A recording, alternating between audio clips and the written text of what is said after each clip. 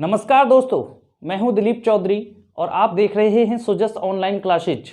Sujas online classes आपके लिए लगातार वीडियोज ला रहा है।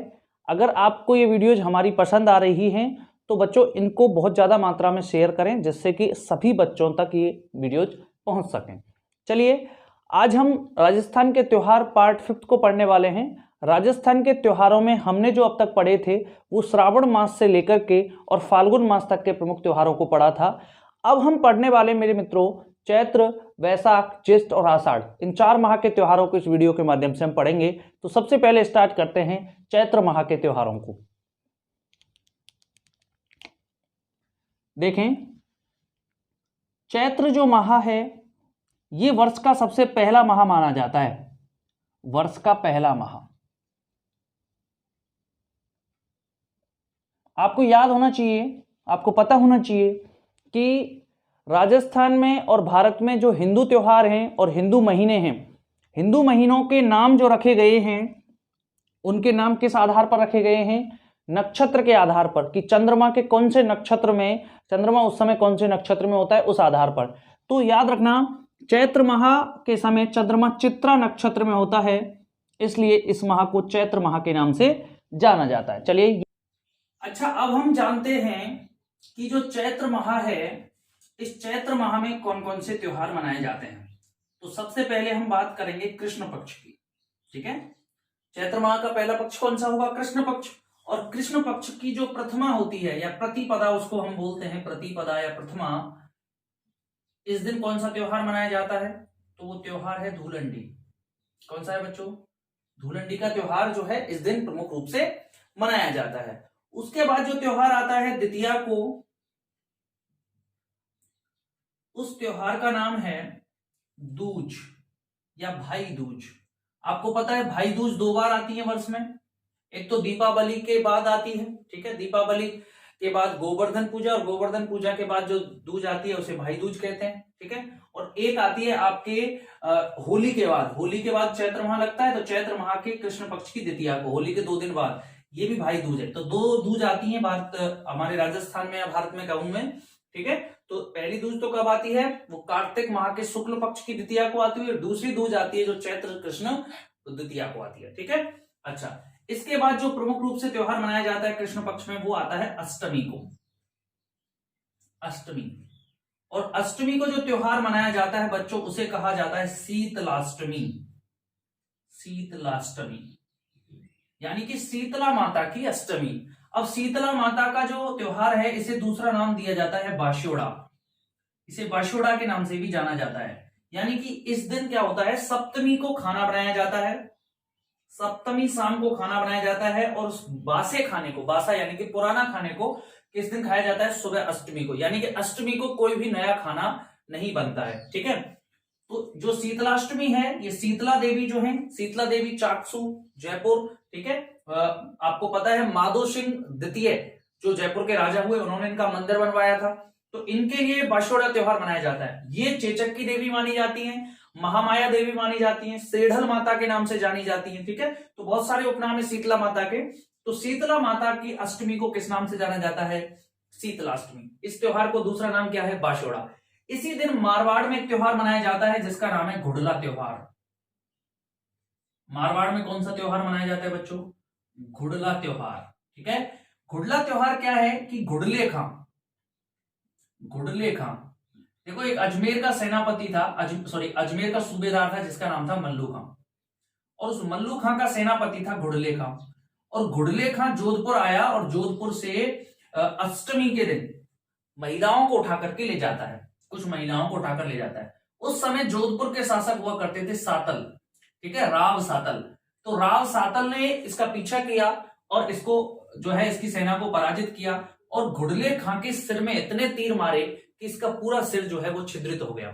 इसलिए इसकी पुत्री ने ही, घुड़ले खां की पुत्री ने ही ये त्योहार मनाना शुरू किया कि कल को कोई भी व्यक्ति ऐसे महिलाओं को उठाने का प्रयास ना करे। ठीक है, तो ये एक सबक के तौर पर उसकी पुत्री ने त्योहार मनाना शुरू किया। ये त्योहार मुख्य रूप से मारवाड़ में मनाया जाता है, और इसमें जो छिद्रित घड़ा होता है, छिद्रित घड़ा, ठीक है, और इसमें दीपक जला करके इसको चारों तरफ नृत्य किया जाता है, जिसे घुड़ला नृत्य कहते हैं जोधपुर में। और जो त्योहार मनाया जाता है इस दिन, बाद में इसको किसमें विसर्जित कर दिया जाता है, आपके किसी सरोवर में विसर्जित कर दिया जाता है इस मटके को। तो इस त्योहार को गुड़ला त्योहार कहते हैं। तो ये त्योहार भी कब मनाया जाता है, चैत्र माह के कृष्ण पक्ष की जो है अष्टमी को मनाया जाता है। तो शीतलाष्टमी और गुड़ला त्योहार, मारवाड़ में गुड़ला त्योहार और बाकी राजस्थान में शीतलाष्टमी जो है वो मनाया जाता है। क्लियर है मेरे बच्चों। तो सबसे पहले हमने जाना चैत्र माह की प्रथमा को गुदुलंडी मनाई जाती है, द्वितीया को भाई दूज मनाई जाती है और अष्टमी को शीतलाष्टमी या बाशोड़ा मनाया जाता है। इसी तरह जो एकादशी है बच्चों, एकादशी इसको पाप नाशिनी, ठीक है, पाप नाशिनी एकादशी कहा जाता है। यानी कि किसी व्यक्ति ने कोई पाप किया है, अगर वो इस दिन चैत्र माह के कृष्ण पक्ष की एकादशी को व्रत रखता है तो उसके पापों का नाश हो जाता है। ऐसी मान्यता हमारे राजस्थान में है बच्चों। ठीक है, तो इसे पाप नाशिनी एकादशी भी कहा जाता है। चलिए बच्चों, अब हम चलते हैं शुक्ल पक्ष की तरफ, यानी कि चैत्र माह के शुक्ल पक्ष में कौन कौन से त्योहार प्रमुख रूप से मनाए जाते हैं। देखो बच्चों, कुछ बच्चे सोच रहे होंगे कि सर जो है इनको बहुत ज्यादा डीप क्यों नहीं पढ़ा रहे हैं, क्योंकि अभी आपको पता है अगले महीने राजस्थान पुलिस की परीक्षाएं शुरू हो रही हैं। तो मैं कोशिश कर रहा हूं कि मैं ज्यादा से ज्यादा सिलेबस कर रहा हूं, और जो बच्चे जिनको और भी हायर लेवल से पढ़ना है और उनको की ज्यादा जानकारी चाहिए, तो दोस्तों अपने पास तो बहुत समय, अभी और कोई परीक्षा नहीं, पटवार की परीक्षा हमारे फरवरी में है और उसके बाद रीट की परीक्षा भी कोई तय नहीं है। तो उसके बाद मैं इसको क्या और डीपली आपको पढ़ाने वाला हूं। ठीक है, तो वो आपको बाद में मिल जाएगा। अभी हम फोकस कर रहे हैं राजस्थान पुलिस, जिससे उन राजस्थान पुलिस के बच्चों को लॉकडाउन के दौर में जो कक्षाएं नहीं मिली हैं तो वो नियमित कक्षाएं वो प्राप्त कर सके और वो नियमित रूप से पढ़ सकें और परीक्षाओं में वो सफलता प्राप्त करें। तो अपने छोटे भाइयों का भी ध्यान रखें आप लोग, और इसको तो नियमित पढ़ें, क्योंकि अगर आप इसको कवर नहीं कर पाओगे तो फिर जो मैं हायर लेवल आपको अगली क्लासों में दूंगा तो वो फिर कहां से सीख पाएंगे। ठीक है, चलिए अब स्टार्ट करते हैं चैत्र माह के शुक्ल पक्ष के। देखो बच्चों, चैत्र माह का जो शुक्ल पक्ष है, इस शुक्ल पक्ष में जो सबसे पहला त्योहार आता है, जिसे हम प्रथमा कहते हैं, प्रतिपदा कहते हैं, या इसे कहते हैं गुड़ी पड़वा, गुड़ी पड़वा। अब देखो सुनो, ऐसा माना जाता है कि चैत्र माह के शुक्ल पक्ष से ही सृष्टि की उत्पत्ति हुई। सृष्टि का जो कह सकते हैं निर्माण किया ब्रह्मा जी ने, वो किस दिन किया, इस शुक्ल पक्ष की इस प्रतिमा को ही किया था। ठीक है, इसीलिए चैत्र माह की प्रथमा को ही क्या मनाया जाता है, नववर्ष, हिंदू नव संवत्सर, हिंदू नव संवत्सर, यानी कि नया संवत जो शुरू होता है वो चैत्र माह के शुक्ल पक्ष की प्रथमा से शुरू होता है। ठीक है, और सतयुग की भी स्टार्टिंग इसी दिन से होती है। सतयुग होता है ना, सतयुग, 4 युग होते हैं, द्वापर, त्रेता, सतयुग और आपके कलयुग। ठीक है, तो हमारा तो चौथा वाला है, सबसे छोटा है। अच्छा देखो, तो सतयुग जो है ये प्रथमा को शुरू हुआ, हिंदू संवत्सर भी प्रथमा को शुरू होता है। साथ ही जो आपके वासंतीय नवरात्रा हैं, वासंतीय नवरात्रा, वसंत माह के नवरात्रा, वो इसी महीने में शुरू होते हैं, जो शुक्ल पक्ष की प्रथमा से लेकर के और नवमी तक चलते हैं। ठीक है बच्चों, तो वासंतीय नवरात्रा इसी महीने में आते हैं। और क्या आता है इस महीने में, हिंदू नव संवत्सर शुरू होता है इस महीने में, सतयुग की शुरुआत इसी महीने में होती है, सृष्टि का निर्माण भी इसी महीने में माना जाता है कि ब्रह्मा जी ने जो सृष्टि का निर्माण किया वो इसी महीने में प्रथमा के दिन किया। और जो हमारा साउथ इंडिया है, साउथ इंडिया में इस दिन गुड़ी पड़वा नामक प्रमुख त्योहार को मनाया जाता है। और ये गुड़ी पड़वा नामक त्योहार कहां मनाया जाता है, तो ये महाराष्ट्र, कर्नाटक, आंध्र प्रदेश और तेलंगाना, इन क्षेत्रों में प्रमुख रूप से गुड़ी पड़वा नामक त्योहार मनाया जाता है। ठीक है, ये भी कब मनाया जाता है, चैत्र माह के शुक्ल पक्ष की प्रथमा को मनाया जाता है। क्लियर है बच्चों, तो ध्यान से देखें यहाँ पे चैत्र माह के शुक्ल पक्ष की प्रथमा को क्या क्या मनाया गया। क्लियर है सबका। चलिए, इसके बाद आपके आता है तृतीया। शुक्ल पक्ष की जो तृतीया है, उस तृतीया के दिन एक प्रमुख त्योहार राजस्थान में मनाया जाता है, भारत में भी मनाया जाता है तृतीया। तृतीया को जो मनाया जाता है उसे बोला जाता है बच्चों गणगौर। क्या बोला जाता है, गणगौर। तो यहां गण से आशय है किससे, भगवान शिव से, और गौर से आशय है गौरी, गौरी यानी कि पार्वती जी से। ठीक है। तो शिव और पार्वती का ये मिलन वाला दिन माना जाता है और जो है शिव पार्वती का एक त्योहार मनाया जाता है प्रमुख रूप से। तो गणगौर का जो त्योहार है ये कब आता है? चैत्र माह के शुक्ल पक्ष की तृतीया को। इस दिन जो गणगौर है उसका विसर्जन भी किया जाता है, ठीक है, जल में विसर्जन किया जाता है, सबको पता है। और गणगौर की जो मुख्य रूप से सवारी निकाली जाती है, गणगौर मुख्य रूप से जो मनाया जाता है वो जयपुर और उदयपुर का फेमस है, जयपुर और उदयपुर का फेमस है, ठीक है। अच्छा ध्यान रखना, इसी तरह राजस्थान में एक गणगौर और मनाई जाती है जिन्हें बोला जाता है धींगा गवर, धींगा गवर या धींगा गणगौर कहते हैं इनको, ठीक है। ये एक अलग गणगौर है, अब इनमें कोई ज्यादा अंतर नहीं है, ये भी इसी दिन मनाई जाती है। ऐसा माना जाता है कि जो जोधपुर है, जो जोधपुर है यहां पे ये गणगौर मनाई जाती हैं और ये गणगौर शुरू होती हैं चैत्र शुक्ल तृतीया से लेकर के और वैशाख कृष्ण तृतीया तक, ठीक है। इतना लंबा चलती है ना, यानी कि लगभग ये 15-16 दिन के आसपास ये टाइम होता है धींगा गवर का, जो जोधपुर में चलता है। तो ये जो जोधपुर में जो गणगौर मनाई जाती थी ये चैत्र शुक्ल तृतीया से वैशाख कृष्ण तृतीया तक मनाई जाती थी। अब जोधपुर की एक राजकुमारी का विवाह हुआ मेवाड़ के महाराणा राज सिंह के साथ, मेवाड़ के महाराणा राज सिंह के साथ जोधपुर की राजकुमारी का जब विवाह हुआ तो उन्होंने इस गणगौर को जो जोधपुर में मनाई जाती है उसको उदयपुर में भी मनवाना शुरू किया। और किस प्रकार से? बलपूर्वक, जबरदस्ती। तो धींगा, धींगा का मतलब होता है बलपूर्वक, तो जो गणगौर बलपूर्वक मनवाई गई उसे धींगा गवर कहा गया। तो जोधपुर और उदयपुर इन दोनों जगहों पर धींगा गवर जो है मनाई जाती है, क्योंकि जोधपुर की राजकुमारी ने मेवाड़ के महाराणा राज सिंह के समय से उदयपुर में भी इसे मनवाना शुरू किया था। क्लियर है बच्चों? तो धींगा गवर। अच्छा, एक गणगौर हमारे राजस्थान की प्रसिद्ध है, वो है शाही गणगौर जैसलमेर की। जैसलमेर की शाही गणगौर निराली है बच्चों।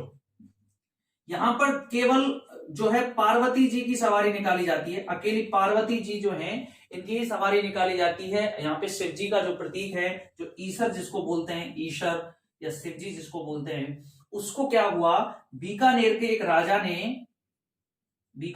एक राजा ने उसको जैसलमेर के महाराव से शत्रुता निकालने के लिए उसको उठा लिया ईश्वर को, ठीक है। अब आपको पता है हिंदू विधि विधानों में कोई भी महिला दूसरी शादी नहीं कर सकती है, ठीक है। कोई भी महिला जो पतिव्रता है वो दूसरी शादी करेगी क्या?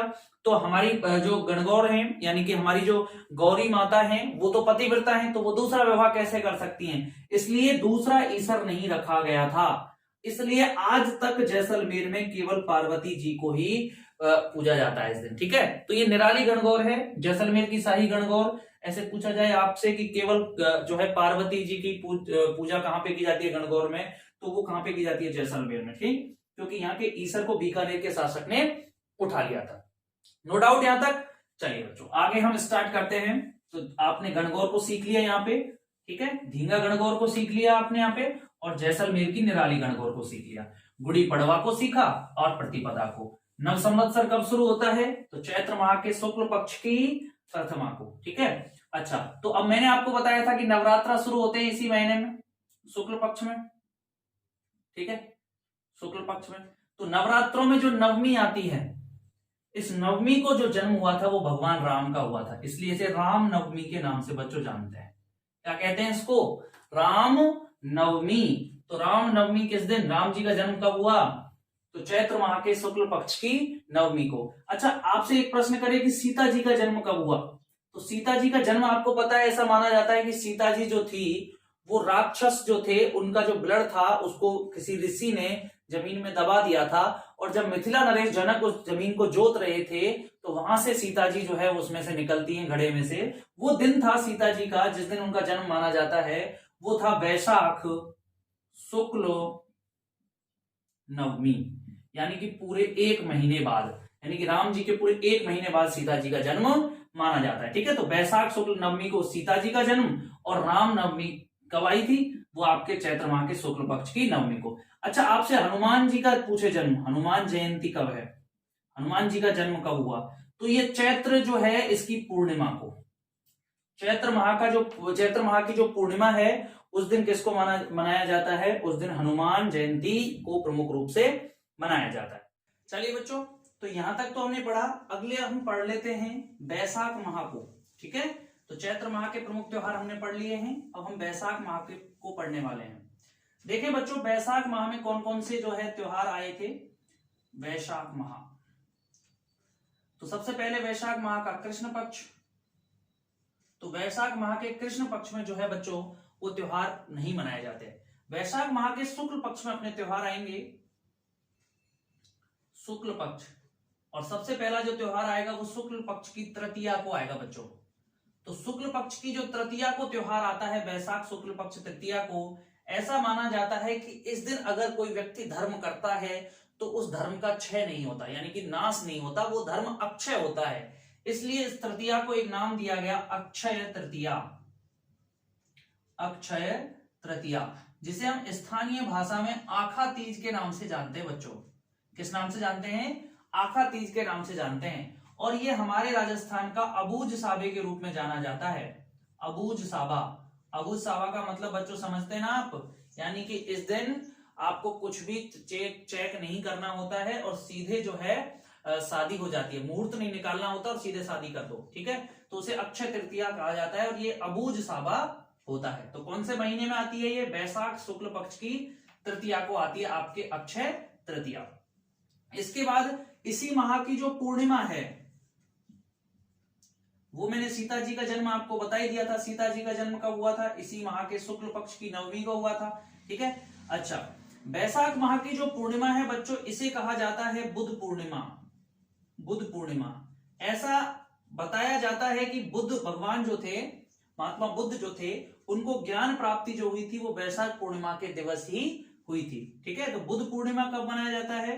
तो वैशाख पूर्णिमा को बुद्ध पूर्णिमा मनाई जाती है। और ये जो ज्ञान प्राप्ति हुई थी ये पीपल के वृक्ष के नीचे हुई थी, इसलिए इसे पीपल पूर्णिमा भी कहा जाता है। पीपल पूर्णिमा या बुद्ध पूर्णिमा, और स्थानीय भाषा में इसे पीपड़ा पुण्यु कहते हैं। पीपड़ा पुण्यु, पुण्यु पूर्णिमा को क्या कहते हैं? स्थानीय भाषा में पुण्यु कहते हैं, इसलिए इसे पीपड़ा पुण्यु भी कहा जाता है। तो पीपल पूर्णिमा, पीपड़ा पुण्यु या बुद्ध पूर्णिमा जो है ये कौन से महीने में आती है बच्चों?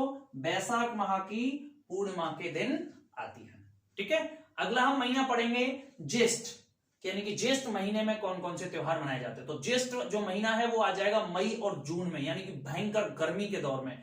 तो ज्येष्ठ माह जो होता है उसमें जो त्योहार प्रमुख रूप से मनाया जाएगा वो होगा निर्जला एकादशी। चलिए तो बच्चों अब हम जान लेते हैं ज्येष्ठ माह के त्योहारों को। ज्येष्ठ माह में भी कृष्ण पक्ष में कोई त्योहार नहीं आता है। एक चीज ध्यान रखना बच्चों, आपने एक चीज नोटिस की होगी कि राजस्थान में मनाए जाने वाले और भारत में मनाए जाने वाले जो ज्यादातर त्योहार हैं वो शुक्ल पक्ष में आते हैं, और ये चीज मैंने आपको पहले भी बताई थी। अच्छा, अब यहां देखो, ज्येष्ठ माह के शुक्ल पक्ष में जो सबसे पहला त्योहार आएगा, शुक्ल पक्ष शुरू होते ही शुरू होंगे बेटा गुप्त नवरात्रा। क्या शुरू हो जाएंगे? गुप्त नवरात्रा।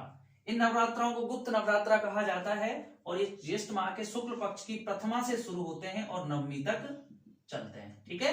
तो ये तो कोई ज्यादा दिक्कत वाली बात है नहीं, तो बट कोई ज्यादा फेमस भी नहीं है गुप्त नवरात्रा, कम ही लोगों को इनका पता होता है, ठीक है। ब्राह्मण लोग मुख्य रूप से इनको जो है गुप्त नवरात्रों को जो करते हैं। अच्छा, इसके बाद शुक्ल पक्ष की जो दसवीं आएगी, इस दसवीं को कहा जाता है गंगा दशहरा। गंगा दशहरा मनाया जाता है, ठीक है। तो गंगा दशहरा कब आता है? ये ज्येष्ठ माह में आएगा, यानी कि लगभग जून के महीने में ये आता है, ठीक है। तो शुक्ल पक्ष की दसवीं को। इसी क्रम में ज्येष्ठ के शुक्ल पक्ष की जो एकादशी होगी, शुक्ल पक्ष के एकादशी जो होती है बच्चों, इस दिन जो त्योहार मनाया जाता है उसे बोला जाता है निर्जला एकादशी। निर्जला एकादशी। ऐसा माना जाता है कि इस दिन जो है अगर कोई व्यक्ति बिना खाए पिए और व्रत करता है तो ऐसी स्थिति में वो सर्व संपन्न हमेशा रहेगा, इसलिए निर्जला एकादशी का व्रत किया जाता है। और ज्येष्ठ का महीना देखो इतना गर्म होता है, सबसे गर्म जो महीना होता है वो ज्येष्ठ होता है, ठीक है। यानी कि 15 मई से और 15 जून के आसपास तक ये टाइम चलता है, या 20 मई से 20 जून के आसपास तक। तो ये सबसे ज्यादा जो भीषण गर्मी पड़ती है वो इस ज्येष्ठ के महीने में पड़ती है, और बॉलीवुड में कई फिल्मों में इस तरह के गाने भी बनाए गए थे ज्येष्ठ के, ठीक है। तो फिर निर्जला जो एकादशी है बच्चों, इस निर्जला एकादशी में जो कोई भी व्यक्ति होता है वो ना तो अन्न ग्रहण करता है, ना खाना खाता है, और ना ही पानी ग्रहण करता है। समझ गए बात? यानी कि पूरे दिवस जो है वो बिना खाए पिए वो व्यक्ति रहता है। तो ऐसा ये त्योहार है जिसे हम ज्येष्ठ के शुक्ल एकादशी को बनाते हैं, वो कौन सा है? निर्जला एकादशी, ठीक है बच्चों। तो ज्येष्ठ माह में ये 3 त्योहार हैं। एक तो शुक्ल पक्ष में गुप्त नवरात्र है, और फिर शुक्ल पक्ष की 10वीं को गंगा दशहरा आता है, और एकादशी को निर्जला एकादशी आती है।